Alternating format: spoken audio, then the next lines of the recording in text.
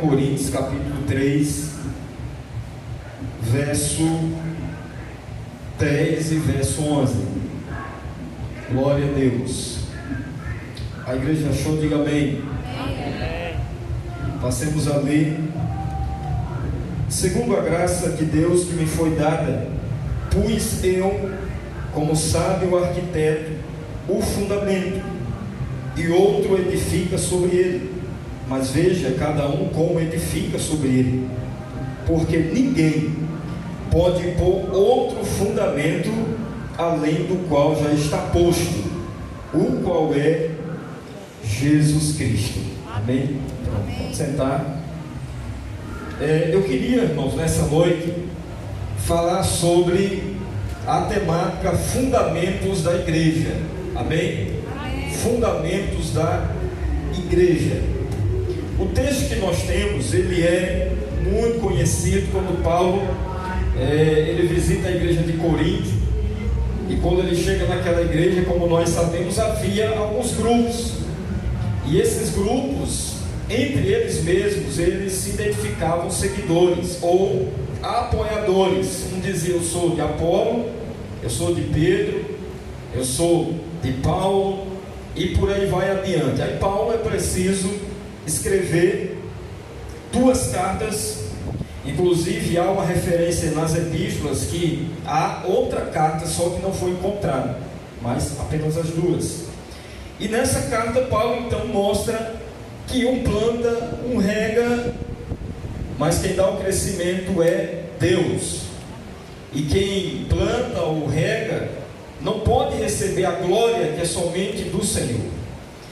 E aí, dentro desse contexto, Paulo fala que, segundo a graça de Deus que foi na sua vida, porque nós sabemos que Paulo foi escolhido por Deus, e quando implanta aquela igreja, Paulo, sendo sábio, como um sábio arquiteto, ele edifica toda o ensino daquela igreja, a base daquela igreja, a formação daquela igreja em um alicerce, em um fundamento.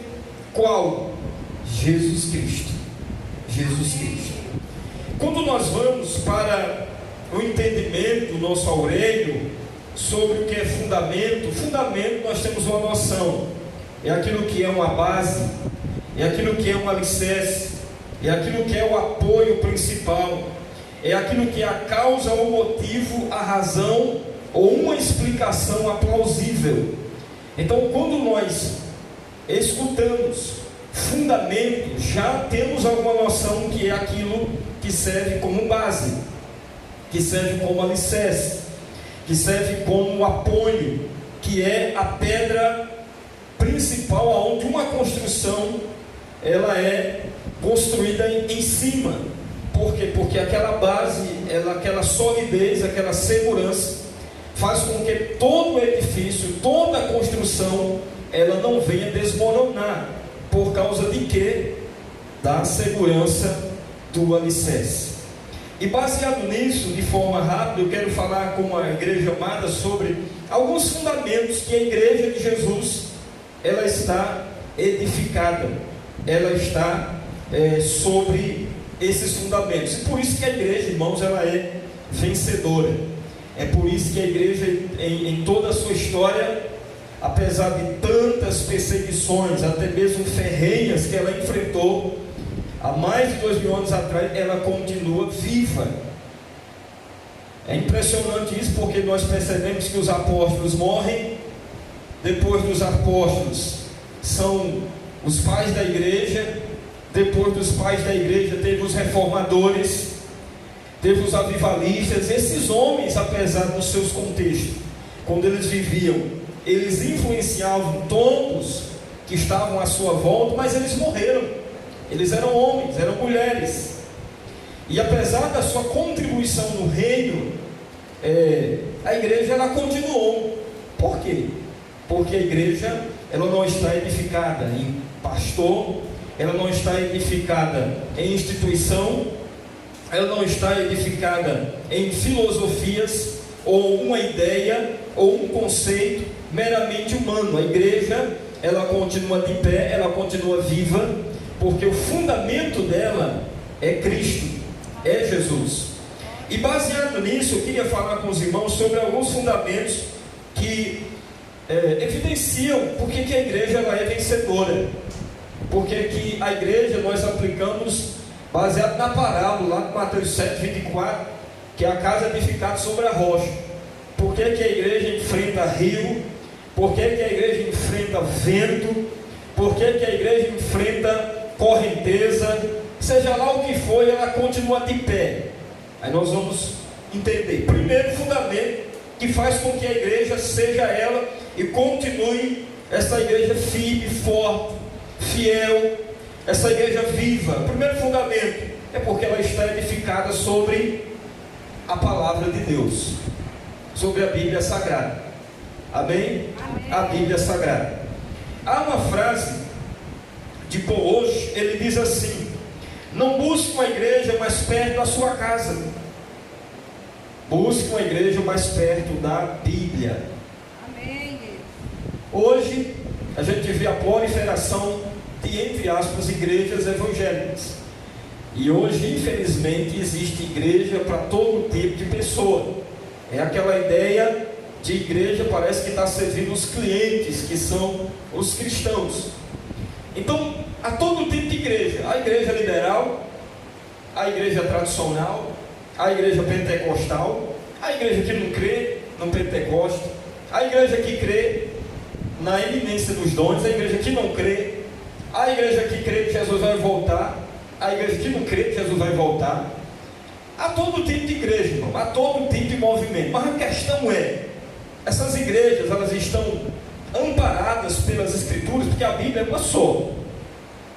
Essas igrejas, o fundamento dela é a palavra de Deus, é uma igreja bíblica, é uma igreja onde os princípios, os ensinos dos apóstolos, lembra de Atos 2:42, a igreja que perseverava numa doutrina dos apóstolos, doutrina, conjunto de conceitos, de ideias, de princípios que regem a vida cristã, mas que parte de onde? Da palavra. Essas igrejas, elas são bíblicas. Então, não é simplesmente buscar uma igreja perto da sua casa, não é assim não, mas é olhar, examinar se é uma igreja perto da Bíblia, bíblica. A outra frase de Charles Spurgeon, ele era considerado o príncipe dos pregadores, ele diz assim, essa aqui é muito boa: a igreja, ela não determina o que a Bíblia ensina, é a Bíblia que determina o que a igreja deve ensinar. Amém. E esse é o erro da igreja católica apostólica romana. Porque a igreja apostólica romana é ela que quer determinar o que a Bíblia deve ensinar. Não há autoridade maior do que a Bíblia Sagrada. Não há autoridade maior do que os ensinos de Cristo. Não há autoridade, irmãos, maior do que a palavra de Deus. Então não é a Bíblia que, não é a igreja que determina, não. É a Bíblia que determina o que a igreja deve ensinar. Amém? Amém. Deve ensinar. A palavra de Deus diz lá em 2 Timóteo 3,16 que toda a Escritura é inspirada por Deus.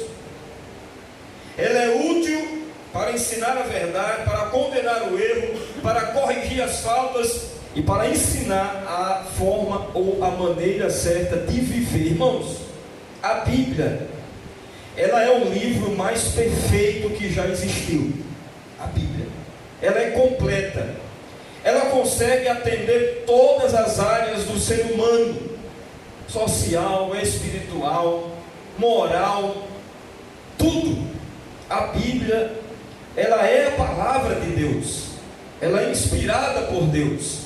E quando Paulo diz a Timóteo, 2 Timóteo 3,16, esse texto, toda a Escritura, porque é perigoso uma teologia que diz que a Bíblia contém a palavra, e outra interpretação que diz que a Bíblia torna-se a palavra. Isso é perigoso, porque a teologia liberal, ela tem matado aonde ela tem passado. Então não tem essa história de que algum texto dos 66 livros é inspirado. Não, toda a escritura, de Gênesis a Apocalipse, é a palavra de Deus, é inspirada por Deus. Os 66 livros é inspirado por Deus. Os 40 autores, todas as escrituras, todo o texto sagrado, embora escrita por homens falhos como nós, mas homens inspirados por Deus. Amém? Então, o que é que a gente aprende? Que é total, é algo de total confiança. Você não duvide da palavra, você não precisa questionar a palavra, simplesmente creia que ela é a palavra de Deus. E ponto. Billy Graham até me conta um pouco no seu testemunho, que chegou um momento que ele teve uma crise em seu ministério, porque Billy Graham sempre usou a Bíblia nas suas mensagens. Se você escutar depois no YouTube, o saudoso Billy Graham, que foi um dos maiores evangelistas do nosso século, pode olhar ele pregando, simples, ele pregava simples, agora ele pregava a Bíblia. E chegou um momento que ele conta uma história pessoal, uma crise em seu ministério, que dentro dos seminários e tanta coisa, chegou um momento que ele começa a ouvir esses rumores de que talvez a Bíblia, parte dela, não seja totalmente a palavra de Deus. E aí ele fica preocupado, e aí ele vai orar, ele vai buscar a Deus, até o ponto em que Billy Graham chega à convicção que Deus, ao falar com ele, de que não precisava se preocupar em trazer outra mensagem, mas apenas de expor as Escrituras, porque o poder está na palavra de Deus. Amém? Na palavra de Deus. Então toda a Bíblia, ela é inspirada por Deus. 2 Pedro 1:21 diz: porque a profecia nunca foi produzida por vontade de homem, mas homens santos de Deus falaram, inspirado pelo Espírito Santo. Amém. Então o primeiro fundamento que a igreja, o primeiro alicerce que faz com que a igreja esteja de pé, a igreja seja baluarte da verdade, a igreja torne-se, vamos dizer assim, algo protegido em meio às intempéries da vida, é o quê? É porque o fundamento dela, o alicerce dela, a base dela, algo que a sustenta é o quê? A palavra de Deus. Amém, Deus. Num dia que a igreja, nós abandonarmos a palavra, nós não seremos igreja. Nós poderemos ser qualquer coisa, ajuntamento de pessoas, clube social, momento de confraternização, tudo, menos igreja. Porque a palavra de Deus é que faz a diferença na igreja do Senhor. Amém? Na igreja do Senhor. Então, é um fundamento extraordinário que nos dá o quê? Que nos dá a capacidade de alimentar a nossa alma, defender a nossa fé e pregar a verdade. Pregar a verdade. Mas, irmãos, infelizmente, nós temos visto movimentos em que, por exemplo, movimentos como o coach, que é um camarada massageando o povo, teologia com a ideia de uma teologia humanista, onde coloca o homem no centro e Deus servindo, e mensagem do tipo: Deus vai te honrar, Deus vai te exaltar, Deus vai fazer sua vontade, Deus vai ir, você vai ser cabeça. Isso é uma coisa boa, que aquilo que o povo gosta, até o descrente gosta. Até o descrente gosta. Eu acho perigoso, irmãos, esses profetas da internet, porque eles têm muitos seguidores, e a maioria dos seguidores dele, pais dos irmãos, são descrentes. E o descrente parece que bate nas costas, aí é crente, aí é bom demais essa mensagem. Tudo morrendo no pecado, tudo precisando tomar uma decisão, mas mensagem que só massageia, que não tem palavra de Deus. Eu não estou dizendo, irmãos, que a gente, diante da palavra, não tenha momento de conforto, de consolo. A palavra traz, mas a palavra de Deus, a Bíblia apresenta ela como uma almofada? Não. Diz que ela é uma espada. Espada alisa? Não, ela corta.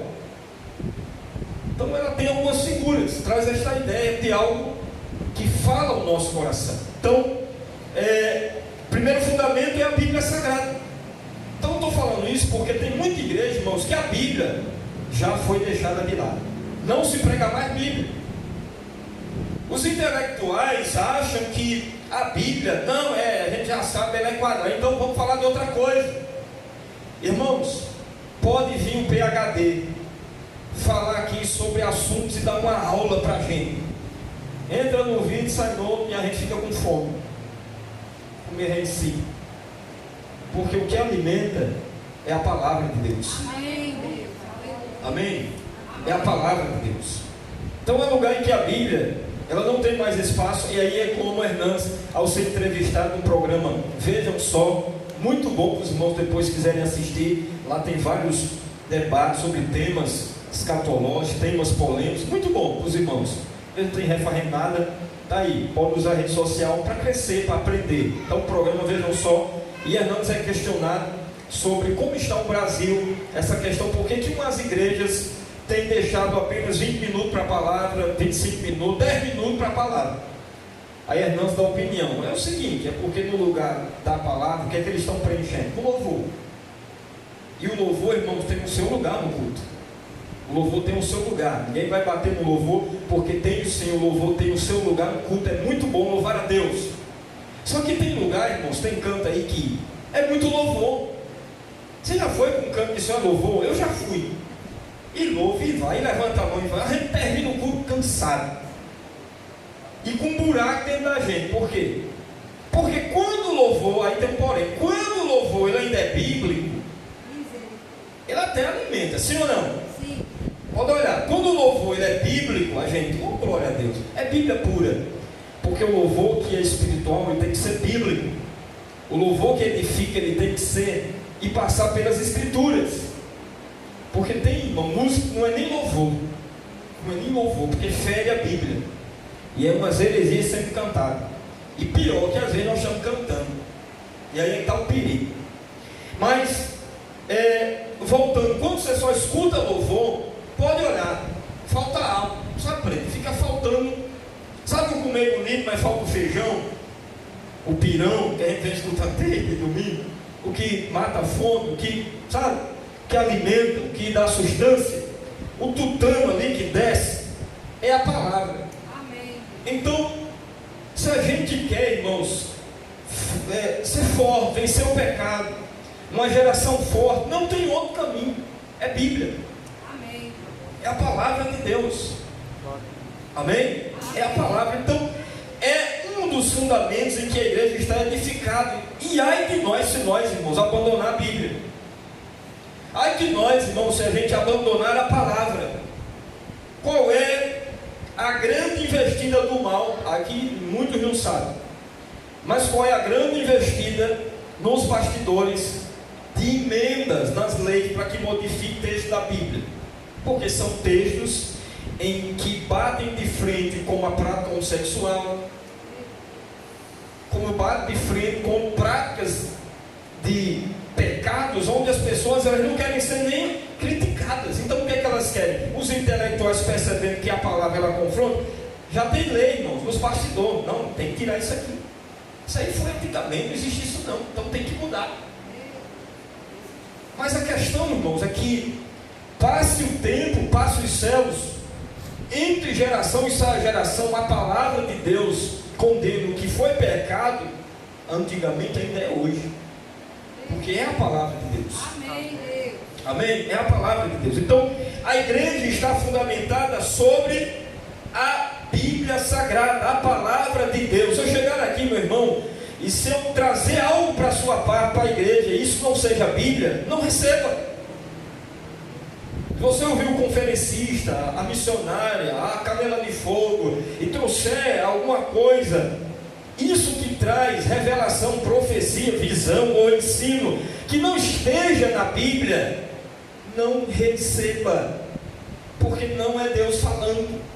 Deus só fala pela sua palavra ou em concordância com a sua palavra. Amém, Deus. Amém? Amém. Com a sua palavra. Então a igreja está, primeiro fundamento, fundamentada, a sua base é a palavra de Deus. Por que é que nós estamos vendo uma geração desnutrida espiritualmente, anêmica, raquítica, que não cresce, que não desenvolve? Porque não tem se alimentado da palavra. Porque porque não tem ido a fundo, porque não tem deixado as raízes se aprofundar.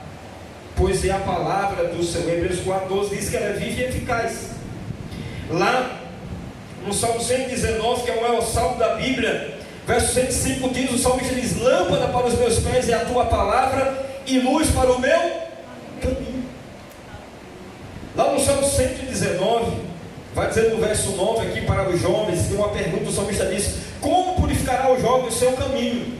Observando conforme a tua palavra. É a palavra. Então, nós não podemos, igreja, nunca negociar a palavra.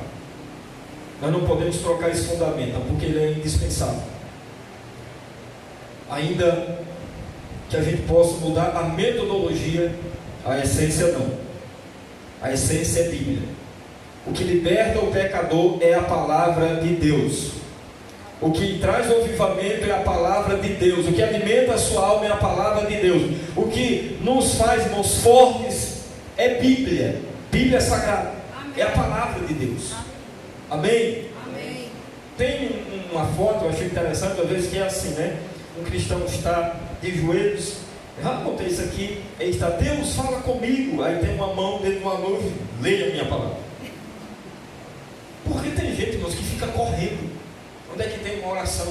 Cadê a irmã do canto da canela de fogo? A irmã não ajeita nem a vida, irmão, vai ajeitar a sua vida. E lá vai, e fica correndo.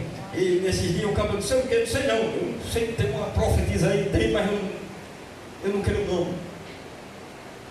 Porque não tem exemplo, não tem fundamento.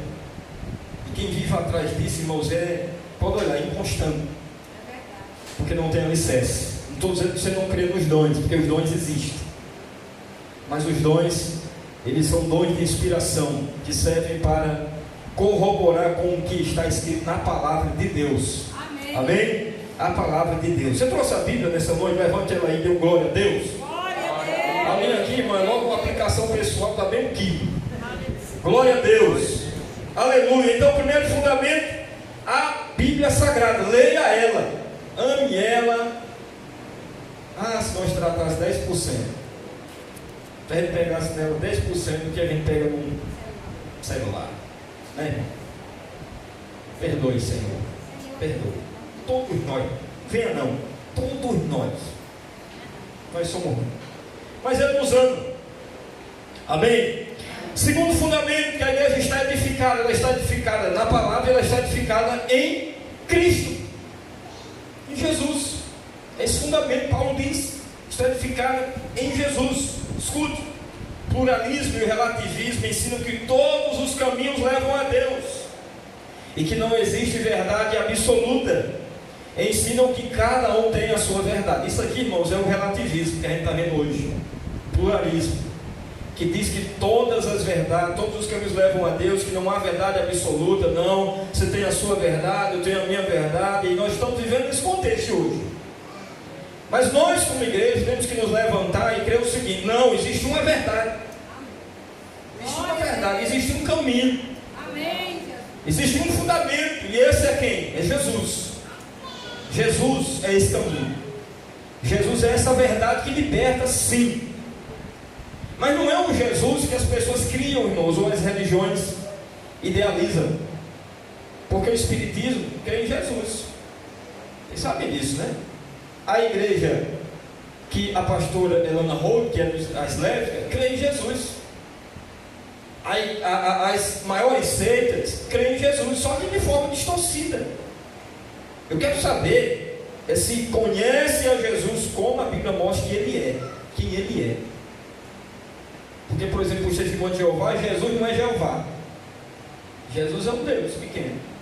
O Espírito Santo não existe. A Trindade é uma doutrina satânica. Isso é aqueles camaradas, os testemunhos de Jeová, que chegam na sua casa dia de domingo lhe importunando, você querendo dormir e batendo na porta, com guarda-chuva, e chega bem mansinho, com as perguntinhas, parece um robô, tudo treinado, bem devagarzinho, e o alvo deles é novo convertido, e chega coisa bonita. Cadê que ele chega mostrando: olha, o Espírito Santo não existe, nós não cremos na doutrina da Trindade, não cremos no inferno? Cadê que eles chegam assim? E as pessoas logo entenderiam, dizendo: ei, eu creio, sai daqui. Eles chegam com sapatinho de lã. principalmente em novo convertido. Então, tem muitos irmãos que idealizam um tipo de Cristo. Agora eu quero ver pelas Escrituras como Jesus é apresentado como fundamento, porque Ele é o fundamento da igreja. Quando nós vamos lá para Mateus 16, rapidinho aí para os irmãos. Mateus 16, texto bem conhecido de todos nós. Mateus 16, verso de número 13, para os irmãos entenderem melhor o contexto. Mateus 16, verso 13. Amém? Diga amém. Igreja amada de Jesus.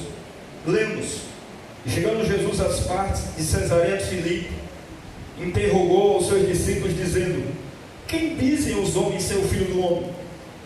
E eles disseram: olha, eu estou dizendo que o Senhor é João Batista, outros que o Senhor é Elias, e outros que o Senhor é Jeremias ou um dos profetas. E disse-lhe ele: e vós, quem dizeis que eu sou? E Simão Pedro respondendo disse: tu és o Cristo, amém, o Filho do Deus vivo. Verso 17: e Jesus respondendo disse-lhe: bem-aventurado és tu, Simão Bar-Jonas, porque não foi carne e sangue quem te revelou, mas meu Pai que está nos céus. Pois eu também te digo que tu és Pedro, e sobre esta pedra edificarei a minha igreja, e as portas do inferno não prevalecerão contra ela. Cesareia de Filipe, um contexto ali, irmãos, extremamente idólatra. Jesus consulta os discípulos: o que é que as pessoas estão dizendo? Pode olhar que é um conceito turboado, não bíblico, não certo. O que é que as pessoas estão dizendo? Que eu sou o Filho do Homem. Para eles, aí você vê conceitos errôneos. Não, o Senhor é Elias, o Senhor é Jeremias, o Senhor é um dos profetas, o Senhor é João Batista. E cá entre nós, homens de Deus, mas estavam com uma visão turbada. Quando Jesus se volta para Pedro: e vós? Você já entendeu quem eu sou mesmo? Aí Pedro tem uma revelação do Espírito, não pela sua própria capacidade, mas pelo Espírito, diz: tu és o Cristo, o Filho do Deus vivo. Amém, Deus. Pedro responde certo pela direção do Espírito de Deus. Porque isso aqui, irmãos, é uma revelação. Só quem tem a iluminação do Espírito de Deus sabe discernir e ter o conceito de quem Cristo é. Amém. Então foi o Espírito que revelou a Pedro: tu és o Cristo, o Messias, Jesus, tu és o Filho de Deus. Então, por isso, irmãos, que o mundo nunca vai ter um conceito pelas Escrituras certos de quem Jesus é realmente. E as religiões vão sempre, embora admirar Jesus como um ícone, alguém a ser imitado, os seus ensinos, para uns como um grande reformador, para um grande revolucionário, para uns, né? Mas só quem tem o Espírito de Deus e essa revelação que vem do céu entende: Ele é o Cristo. Amém, Deus. Ele é o Filho de Deus. Glória a Deus. Ele é o Filho de Deus. E aí, diante da afirmação, e aqui está o erro, irmãos, verso 18, porque diz assim: pois eu te digo que tu és Pedro, sobre esta pedra edificarei a minha igreja, pronome possessivo, minha igreja. E aí é um erro, que tem paixão que acha que a igreja é dele, que tem gente que acha que a igreja é dele. Irmãos, a igreja não é nossa. O próprio Pedro diz que somos apenas cooperadores. A igreja, ela tem um dono. Amém, Deus. E o dono da igreja é Jesus. Glória a Deus. Amém? Amém. Quem defende a igreja é Jesus. Amém, Deus. Quem se levanta em favor da igreja é Jesus. Glória a Deus. Jesus. Glória a Deus. Então nós precisamos ter cuidado, irmão, de colocar a nossa esperança como igreja em homens, porque homens são falhos, homens são seres mortais, pecadores, e já ficou marcado na história que a igreja, quem defende ela é Jesus, o dono dela é Jesus. Amém? Amém. Então eu quero assim aproveitar essa parte aqui, quando Jesus diz esse pronome, né, possessivo: edificarei a minha igreja. Minha, ela é minha, que eu comprei com o meu sangue. eu resgatei, eu comprei. Aí nós estamos vivendo sábado, um tempo de eleição. E a minha palavra não é bem serena, é de orientação para os irmãos o seguinte. Eu vou dizer particularmente da minha parte. Embora a gente possa escolher não apenas pessoas, mas o que está por trás, porque não é a pessoa, irmãos, mas é o que está por trás, e a gente tem que se preocupar, o que aquele partido defende, a filosofia que ele acredita, e aquilo que eles acreditam. Eu, como cristão, que vou escolher para representar a mim, eu tenho que fazer esse autoanálise e examinar o seguinte: isso que é defendido está de acordo com a palavra de Deus, de acordo com os princípios que eu acredito? Então, os irmãos são livres, e claro, irmãos, debaixo do sangue de Jesus, eu nunca quero estar influenciando a igreja para a questão o exercício da sua cidadania, da sua escolha, porque isso é democracia.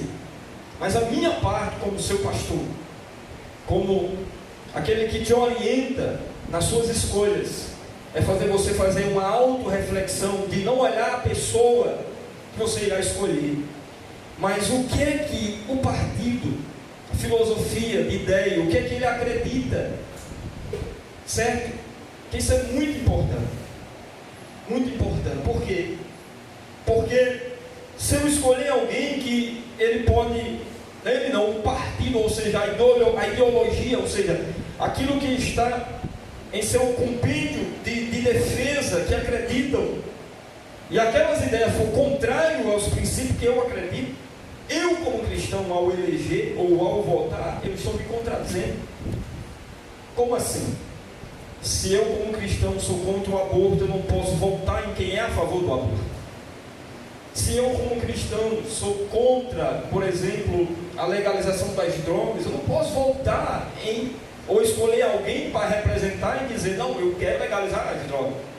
Se eu, como cristão, amo a liberdade de expressão, os cultos, o ar livre, irmãos, e a gente pode pregar e falar, eu tenho que ter cuidado em voltar ou escolher alguém que irá contra os princípios que regem a minha fé. Se eu, como cristão, que conheço a palavra, e como foi pregado ontem muito bem pelo nosso presbítero, que é onde nós temos fundamentado a nossa família em princípios, que é a palavra. E o que é a família? Isso aqui é Constituição brasileira. É um homem, uma mulher e sua prole. Ainda é um homem macho, uma mulher fêmea e sua prole. Até mudar, irmãos, ainda a família é isso aqui. Glória a Deus. Porque hoje a gente está vendo aí, duas mulheres pegam, adotam uma criança, não, minha família. Não. Dois homens homossexuais, não, são boa pessoa e tudo mais, adotaram, aí o amor. Não é família. E a gente precisa analisar que isso para o mundo é normal, para nós não é. O que rege a nossa vida é os princípios da palavra. Amém. Então a minha orientação, de maneira nenhuma, mandando você escolher o seu candidato, mas é você analisar o que é que o partido defende, o que é que acredita, se bate com a sua fé, aquilo que você acredita. Segundo, isso aqui é pessoal. Quando eu escolho alguém que ainda acho que está perto de defender aquilo que eu acredito, que eu creio, porque eu creio na Bíblia, que é a palavra de Deus, amém? Amém. E ao escolher, o que é que eu faço? Eu não deposito a minha esperança nisso. Eu não deposito, porque eu faço a minha parte, mas sei, meus irmãos, que nós aguardamos novos céus e nova terra. Amém, Deus. Vou exercer e fazer a minha parte, mas sei que esse mundo ele vai caminhar de mal a pior. Amém? Então não adianta, vai mudar, vai não, pode melhorar. Enquanto a humanidade se afasta de Deus, nega a Deus, fica longe de Deus, enquanto as pessoas não quiserem a Deus, como a gente vai vendo a profecia se cumprindo, esse mundo vai ficando cada vez mais caótico, inversão de valores e longe dos princípios da palavra, porque o homem, a humanidade, ela tem se afastado do Criador, e não tem outra. Então ainda, aí eu acho outro erro dentro desse contexto que a gente está vendo doido, essa mistura. Como se a igreja, para alguns, pensasse que, pronto, a solução vem agora. Não, irmão. A igreja, sim, escolha, faça a sua parte, mas a nossa esperança, o nosso defensor, a nossa voz, aquele que sustenta-nos é Jesus. Amém, Deus. Nossa esperança é Jesus. Amém? Então, quer ter essa orientação? Escolha, analise, exerça a sua cidadania. E aí tem a ética como cristão. Não se envolva com esse mundo, não crie expectativas neste mundo. Continue guardando o seu testemunho, a sua língua, o seu caráter. Amém? Amém. O seu caráter e Deus faça a vontade dele. Eu fico triste, irmãos, porque a gente tem visto as redes sociais, às vezes querendo ser discernimento, as pessoas estão se gladiando, se ofendendo. Calma, gente. Calma. Tem discernimento, ali é uma rede social, aí tem gente desabafando, aí daí, não é nem direto, é logo direto. E fica aquela coisa, sabe o que eu falo? Meu Deus, não, irmão, não precisa tudo isso. Se tiver, irmão, de brigar por alguém, vamos brigar por Jesus. Aí vale a pena. Amém? Então, está chegando aí o dia. Faça suas escolhas. Analise. Faça e cumpra o seu papel como cristão. Escolha alguém que venha tentar se aproximar e representar aquilo que você acredita. E aí fique com postura, com testemunho, com ética, irmãos. Amém. Amém. Glória a Deus. Ah, perdeu. Não, perdi não. Fiz na paz, mas sou vencedor. Mais do que vencedor. Porque o meu Jesus, quer dizer, em Jesus eu já fui eleito. Amém, Deus. Glória a Deus. E a gente vai caminhando, irmãos, como igreja, olhando para Jesus, entendendo que é Jesus. É Jesus. Amém? Então, fica com essa palavra de orientação, tá bom?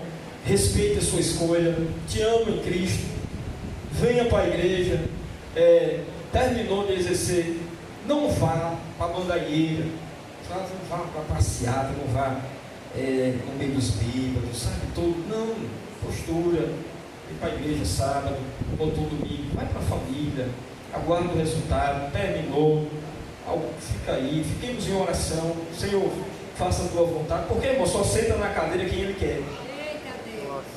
Quando Deus quer. Amém? E aí, a vida segue. A vida segue. E oremos, Senhor, faça a tua vontade.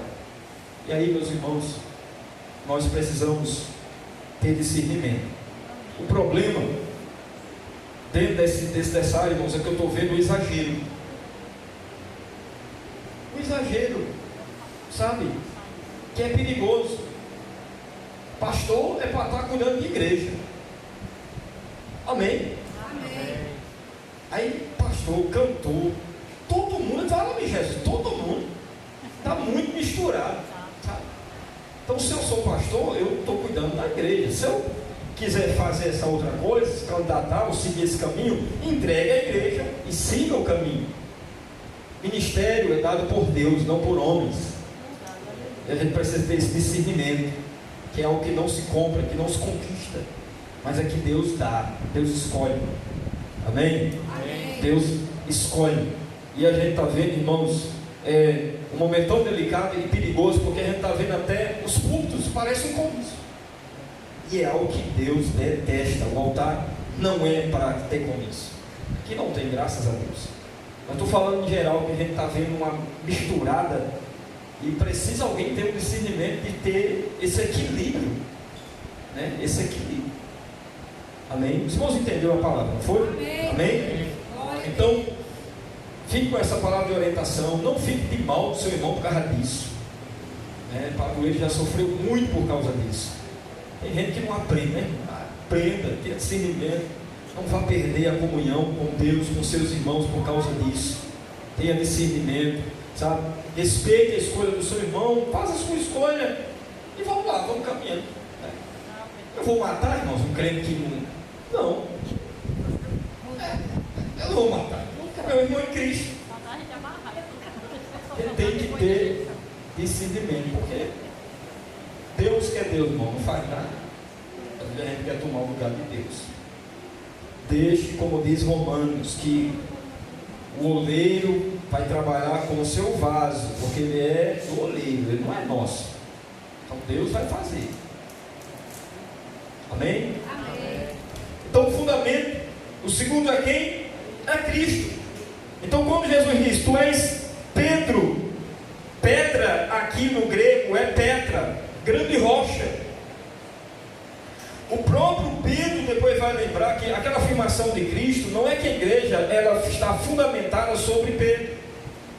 Tu és Pedro e sobre ti edificarei a minha igreja, e as portas do inferno não prevalecerão contra ela. É um erro de interpretação errônea da igreja católica romana, porque faz com que a igreja pense que o fundamento dela é Pedro, e aí é o erro.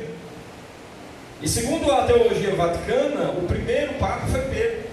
Aí é o erro, porque Pedro tinha sogra, e se Pedro tinha sogra, ele tinha esposa. Amém? Amém. E outra coisa que muitos também não sabem, nem Paulo nem Pedro andou em Roma. Então é muito perigoso quando força os textos. Então Pedro aqui, Jesus está afirmando nesse verso 18, tu és Pedro, e sobre esta pedra, ou seja, sobre esta afirmação, grande rocha, eu vou edificar, eu vou construir a minha igreja.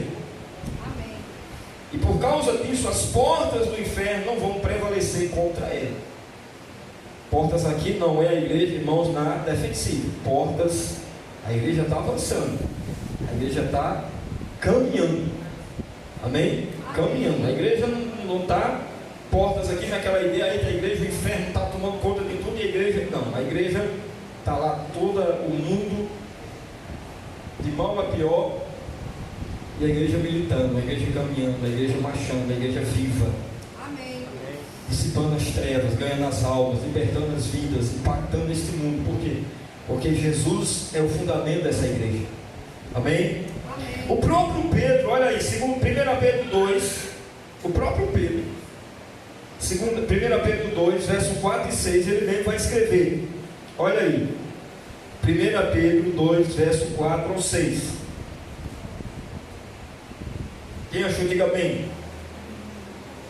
E chegando-vos para ele, a pedra viva, reprovada na verdade pelos homens, mas para Deus eleita e preciosa, vós também, como pedras vivas, sois edificados casa espiritual e sacerdócio santo, para oferecer sacrifícios espirituais agradáveis a Deus por Jesus Cristo, pelo que também na Escritura se contém: eis que ponho em si uma pedra principal da esquina, eleita e preciosa, e quem nela crê não será confundido ou envergonhado. Então o próprio Pedro vai dizer que nós somos essas casas, como pedras vivas, edificadas sobre essa rocha, que é quem? Que é Cristo. É Cristo.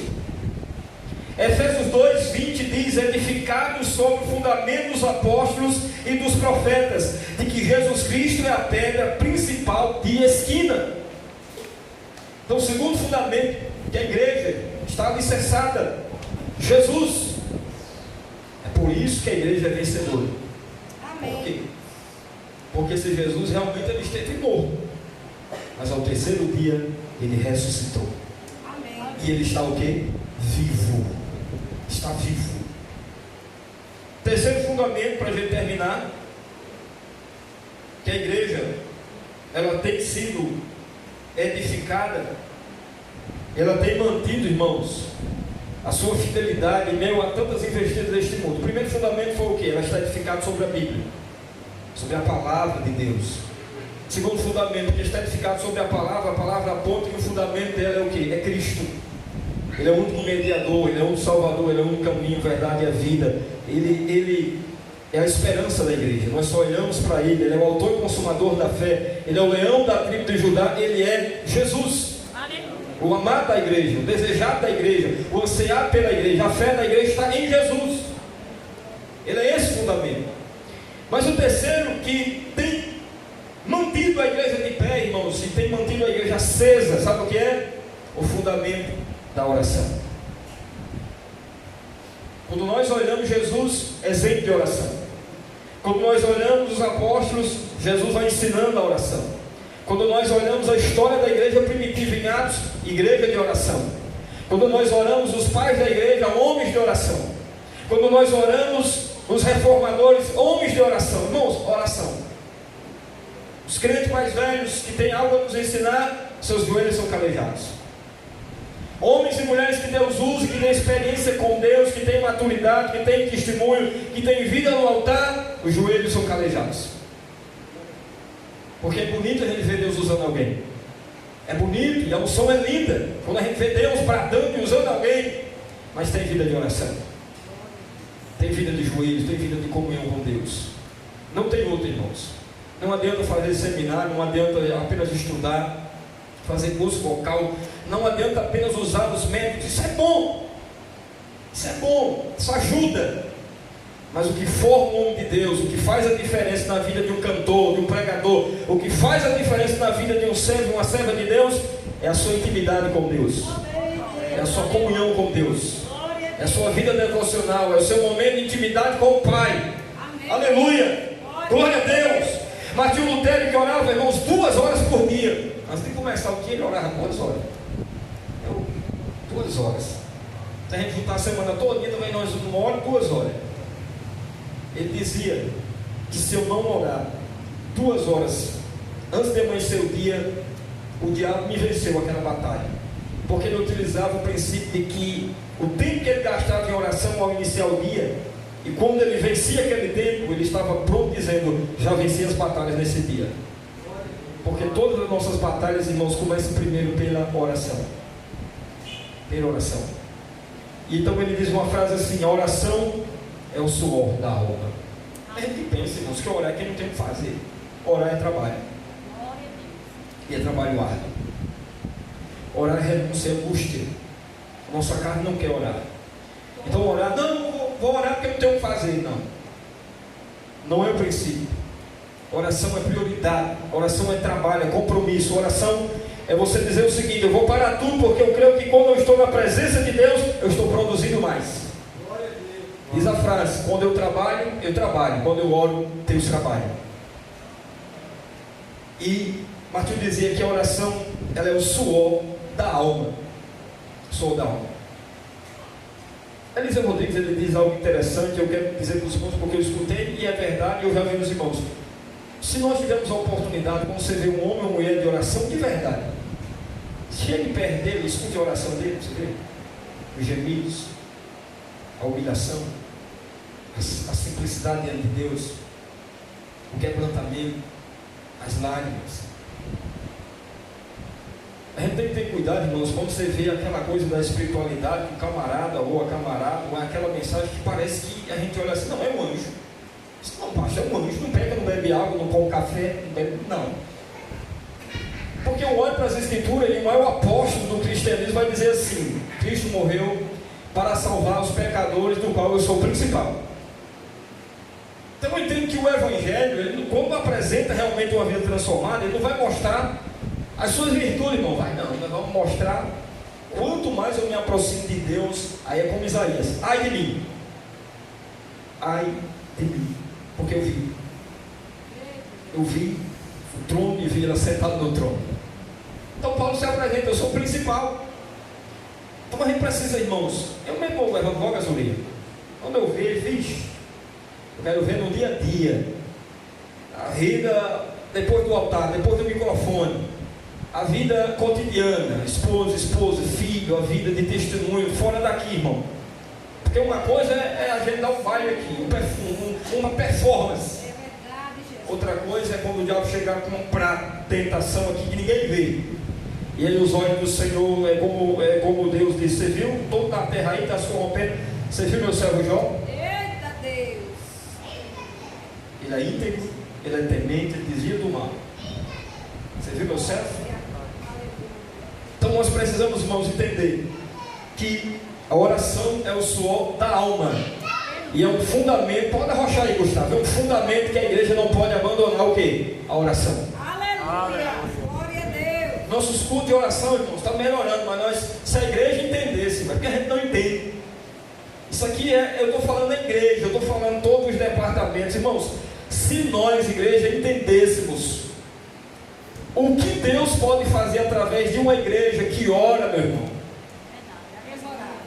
o inferno é abalado, irmão. O inferno é abalado. Você vê que tem 4 gatos pingados ali orando, Deus faz corra grande. Mas se tivesse mais gente orando, clamando, olha as igrejas lá da China, comunista, a perseguição vai perrengue, irmão. Você sabe como é? A maior igreja do mundo é lá. Você sabe que hora que os crentes oram lá, irmãos? Porque não tem como orar, porque tem a perseguição. Eles oram de madrugada, nos matutinos. Milhares de pessoas, buscando a Deus. Diz até que um pastor de lá veio para cá para o Brasil, voltou escandalizado porque viu as igrejas brasileiras. Aí tem um vídeo falando, né? A irreverência que tem no nosso meio. Mas aí, voltando à oração, João Calvino, ele diz que a oração é o antídoto para todas as nossas aflições. Quando a gente está aflito, a gente vai para onde? A gente vai para a rede social, está angustiado, estou triste, aí bota a carinha, é um bonequinho. Quando a gente está angustiado, Tiago diz: quem está aflito, ore. Estou angustiado, preciso orar, derramar minha angústia. Jesus de Getsemane suou com gotas de sangue, mas ele estava dizendo: seja feita a tua vontade. Estou angustiado, o cálice é duro de beber, seja feita a tua vontade. Quem pode levantar a mão nessa noite? Eu não sei como você chegou aqui, eu não sei a aflição que você tem passado, o problema que tem se levantado contra a tua vida, mas eu quero dizer, igreja amada de Jesus, ainda de joelhos, em oração, em comunhão com Deus, diante do Senhor, nós derramamos toda a nossa aflição, a nossa angústia. Quando nós oramos, Deus ouve, Deus responde, Deus renova, Deus faz, e o nome dele é glorificado. Levante a mão e comece a orar. Ore. A luta está grande, ore. O problema está grande, ore. Está desanimado, ore. Está enfrentando tentação, ore. Está enfrentando desânimo, ore. A luta se levantou, ore. O diabo está dizendo: não vai dar certo. Continue orando. Continue, faça como Daniel. A escritura está assinada: quem desobedecer vai morrer. Daniel foi para casa, dobrou o joelho e buscou o Deus de Israel. Foi buscar a presença daquele que é maior do que tudo e de todos. Levante a mão e adore a Ele nessa noite. Levante a mão e glorifique a Deus. Glorifique a Deus. Senhor, levante a igreja que ora. Me ajude a orar. Levanta obreiros que oram. Ajuda esta igreja, Senhor, os departamentos. Senhor, nos leva ao teu altar. Nos acorda, nos chama, nos desperta. Acende esta chama em nosso ser. A oração. Levante a mão e sinta a presença de Deus onde você está. Glória a Deus, glória a Deus, glória a Deus, glória a Deus, glória a Deus. Você está assim porque você tem saído da oração, você tem deixado de orar, de jejuar, você tem deixado de gastar tempo na presença de Deus, você tem tirado o olhar de Jesus, mas nesta noite Ele está falando com você: volta para o secreto, volta para a intimidade, volta para a comunhão. Lá eu te guardo, lá eu te renovo, lá eu te poupo, lá eu faço com que a minha graça, ela te basta, diz o Senhor. Quem pode glorificar a Deus? Glorificar a Deus. Aleluia, aleluia, aleluia, aleluia, aleluia. Glória a Deus. A oração é o antídoto para todas as nossas aflições. Glória a Deus. John Wesley, ele diz que a oração, ela é o oxigênio da alma. Aleluia. O oxigênio da alma. Por isso, irmãos, que eu não creio, porque eu não aprendi assim. Não existe crente que não ore, porque ele morre. Fica aí por 5 minutos sem respirar, você não cai tezinho nesse ponto. Eu fiquei sem ar aqui gritando, porque a gente precisa respirar. E a oração, ela é o quê? Ela é esse oxigênio da nossa alma. Da nossa alma. Então nós precisamos entender. Aí eu vou fechar o esboço. Mas aí nós vamos entender. Que esse fundamento, irmãos, a gente não pode abandonar. A oração é algo que move os céus. É algo que nos transforma. Porque quando nós oramos, não é que Deus ele vai se alinhar à nossa oração. Quando nós oramos, é nós que se alinha à vontade de Deus. E a gente fica do jeito que Ele quer que fiquemos. E aí Ele faz diferença. Então nesta noite, nesse culto de doutrina, que nós possamos não olhar o que está acontecendo, porque vai piorar. Segundo as profecias, mais frieza, mais desânimo. Mas esses fundamentos eles não podem nunca deixarem de existir. Porque eles são as estacas que amarram e que sustentam a igreja. Amém? Amém. Que sustenta a sua fé. E aí, meu irmão, os anos vão passar e você vai ficar firme. As lutas vão vir. Você vai fazer igual um bambu, a palmeira. Verga, né? Aí volta para o mesmo canto, porque as raízes é profunda. Aleluia. A raiz é profunda. Amém. Conversa com os crentes mais velhos aqui da igreja. Vocês não passaram tribulação? Tem 30 anos de crente, ainda está aqui. Conversa. Você não passa a luta não? Aí você vai ouvir. Você terminar de ouvir, você vai dizer: perdoe meus pecados, ore por mim. Porque tem alicerce. E nesta igreja eu vejo gente, irmãos, que não é pegar microfone, não faz tanto um arabalismo. Isso é bom, dá glória a Deus, eu acho bom. Mas é mulher de Deus, é homem de Deus, porque eu vejo as aflições, mas está aqui firme, fiel a Deus, e não tem negado a fé. Amém? E isso é espiritualidade, porque tem fundamento. Então nessa noite que nós possamos guardar em nosso coração a palavra do Senhor. Amém? Irmãos, amanhã a gente tem oração de manhã aqui, né, às 9 horas. Às sábado nós vamos ter a escola bíblica infantil, né, aqui às 9 horas. E o nosso culto de ceia, horário normal, às 19 horas. E domingo, mais uma vez, só reforçando para os irmãos, nós não teremos culto à noite, tá bom? Em nome de Jesus. Vamos ficar de pé. Glória a Deus. Glória a Deus. Vamos orar. Vou convidar o presbítero Josué. Está encerrando. Está ali o servo de Deus. Encerrando, orando no nome precioso de Jesus. Glória a Deus.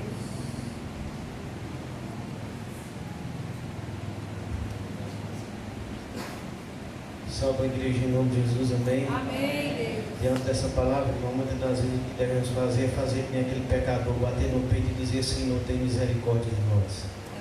Feche seus olhos e ore juntamente comigo nesta noite. Deus, Amém. te louvamos e bendizemos, Senhor, porque o fundamento desta igreja ainda é a tua palavra. O Senhor não deixou de ser a rocha, não deixou de ser a pedra de esquina, a pedra principal. Para nós que cremos verdadeiramente, a razão, o motivo de estarmos aqui nesta noite é porque o Senhor é o Deus que as portas do inferno não prevalecem contra a tua palavra. E esta palavra que foi pregada nesta noite é o fundamento desta igreja. Porque nós fomos escolhidos, o Senhor nos escolheu, nos chamou, nos fez nação santa, povo teu, nos escolheu para proclamar as boas novas deste santo evangelho, Pai. Mesmo muitas das vezes, Pai, retrocedendo, estando como bambu, muitas das vezes deitando, mas não quebra, porque quem nos sustenta, Senhor, é esta santa palavra. Continua ajudando todo o teu povo, Senhor, a permanecer de pé, porque não é o homem, Senhor, mas é esta santa palavra que sustenta a tua igreja. E assim como o Senhor disse a Pedro, as portas do inferno não têm poder sobre ela, porque Cristo Jesus morreu na cruz do Calvário, ela já comprou esta igreja e foi lavada e remida pelo sangue carmesim. Pai, nós te agradecemos por esta palavra maravilhosa nesta noite, pela vida da tua igreja existente aqui nesta comunidade, Pai, que ela possa permanecer sendo, Senhor, a luz em meio às trevas, que o Senhor venha ajudar todo o teu povo, Pai, em nome de Cristo Jesus, que nós te pedimos, Senhor, uma comunhão nesses dias, Senhor, que antecede este momento ansiado, que o Senhor venha nos orientar, derramar da tua graça, para que possamos ser passivos e compreensivos, Senhor, respeitando o direito de expressão e de liberdade, Senhor, que a Constituição dá de liberdade a cada um, Senhor, brasileiro, Pai. Nos ensina a viver este momento também como cristão, sendo prudente, Senhor, respeitando as decisões de cada um dos teus filhos, Pai. Nos ensina essa igreja também neste momento, em o nome de Cristo amado, teu Filho amado Jesus, nós oramos e te agradecemos por tudo. Amém. Amém.